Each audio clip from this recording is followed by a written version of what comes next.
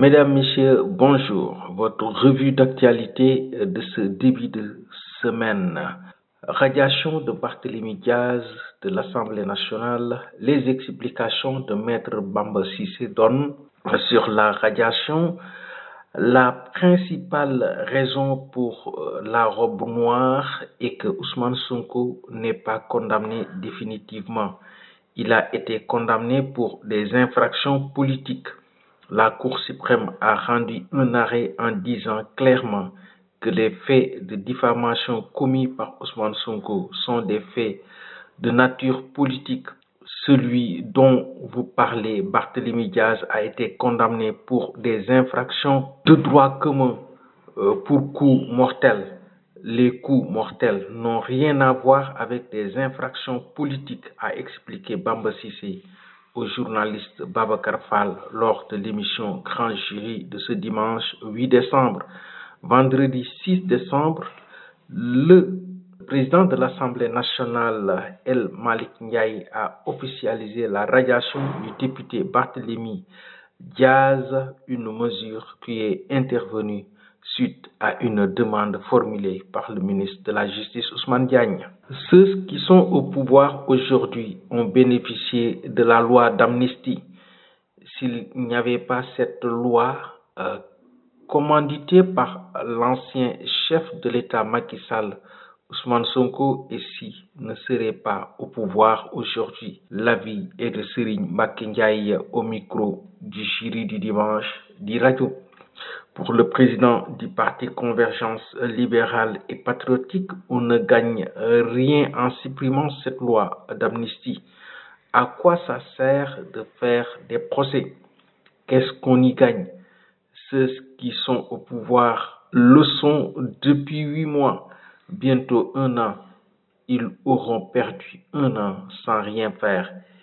Et il faut noter que ceux qui ont bénéficié de cette loi, certains sont aujourd'hui députés, d'autres sont directeurs généraux, d'autres sont je ne sais quoi. Nous aurons perdu encore 1 ou 2 ans sur le vote d'une loi, des procédures judiciaires, des jugements, des appels. Quand est-ce que ce gouvernement va commencer à s'occuper des questions qui intéressent les gens? Se demande l'invité d'Assane Gueye. Sur la possibilité de poursuivre Macky Sall pour haute trahison, il dira « intouchable ou pas, je n'en sais rien, parce qu'on ne peut pas dire que quelqu'un est intouchable, ça dépend de ce qu'on reproche, mais je ne souhaite pas qu'on tente de le faire parce que ça ne fera que déstabiliser ce pays. » Pour Serigne Mbacké Ndiaye, les priorités sont ailleurs. On ne peut pas être dans un pays où les finances sont rares, les entreprises sénégalaises connaissent des difficultés, la dette intérieure n'est pas payée par rapport à la dette extérieure. Nos relations avec nos partenaires au développement, ce n'est pas le parfait amour. Nos relations avec la France, les États-Unis, Israël, le Fonds mondial de la Banque mondiale, avec tous ces partenaires ne sont pas au beau fixe. Si en plus on veut, quand les Sénégalais se tirer dessus, nous courons un risque, sans parler également de nos rapports avec nos pays voisins qui ne sont pas également au beau fixe. Il ne faut pas se le cacher. Le président de la République du Sénégal s'est entretenu avec Karim Wade lors de sa visite au Qatar. L'information a été donnée par le chef de l'État, Bassirou Diomaye Faye. En marge de ma visite au Qatar, j'ai reçu en audience M. Karim Wade, ancien ministre de la République. Nous avons eu des échanges constructifs sur la situation politique, économique et sociale de notre pays, a écrit le président de la République sur sa page Facebook. Au Qatar également, dans le cadre du forum de Doha, le président de la République, Bassirou Diomaye Faye, a accordé une audience à Abdoul Lahat Diallo, international sénégalais et champion d'Afrique en 2022, avec le joueur du club qatari Al Arabi SC, le chef de l'État a abordé plusieurs thématiques, y compris les opportunités d'investissement au Sénégal.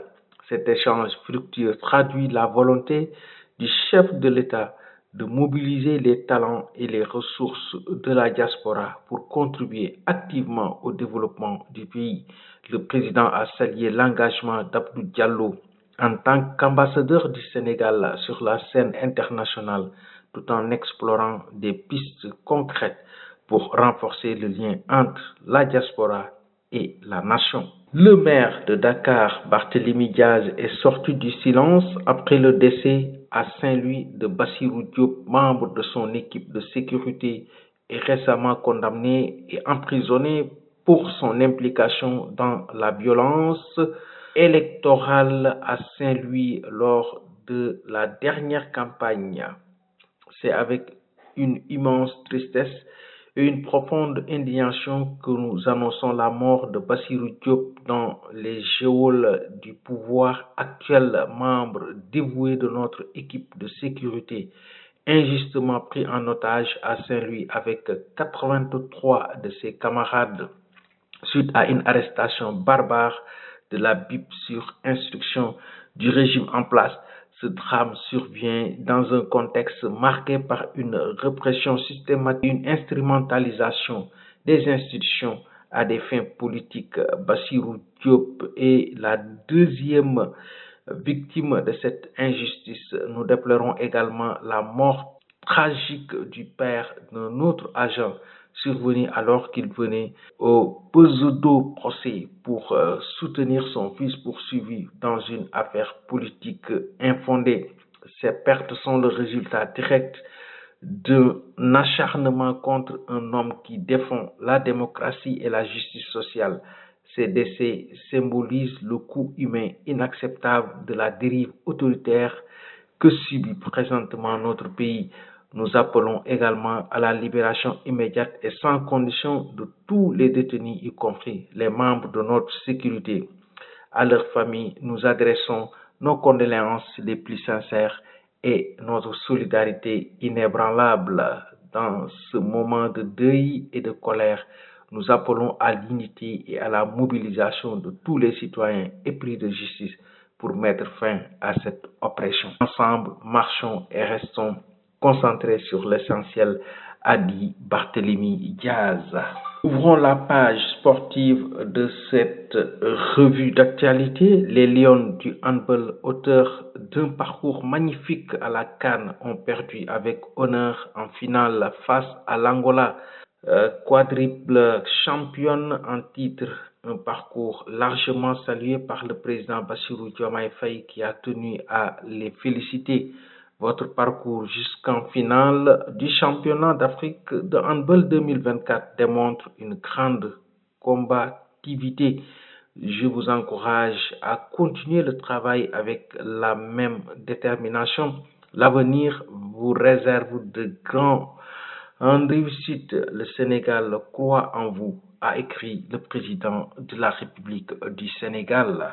Parlons du basket. L'ASC Ville de Dakar a décroché sa deuxième victoire en Coupe d'Afrique des clubs champions féminins qu'elle accueille. L'équipe de la municipalité de la capitale sénégalaise a écrasé ce dimanche à Marius Ndiaye le FMM Kin Basketball du Nigeria sur le score de 81-50. Les joueuses de Moustapha Gaye, qui avaient démarré timidement la compétition avec une victoire laborieuse devant le FAP de Yaoundé 57-53, commencent à prendre le repère.